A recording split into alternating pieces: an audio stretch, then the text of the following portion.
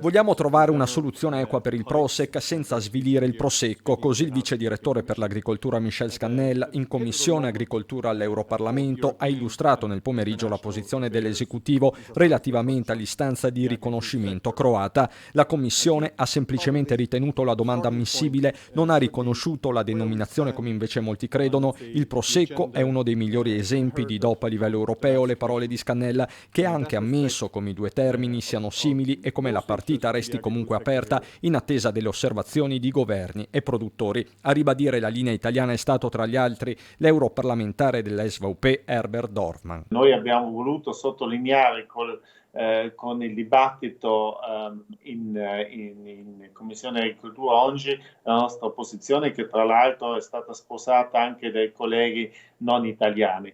Il problema secondo me è un altro, il problema è che il consumatore in giro per il mondo, e non dimentichiamoci che il nome Prosecco non è conosciuto solo in Italia o solo in Europa, è conosciuto in tutto il mondo, che un consumatore in Giappone piuttosto che in Cina potrebbe pensare che una bottiglia di Prosecco croato abbia a che vedere con il Prosecco che provenga dalla stessa zona, e questo è assolutamente falso.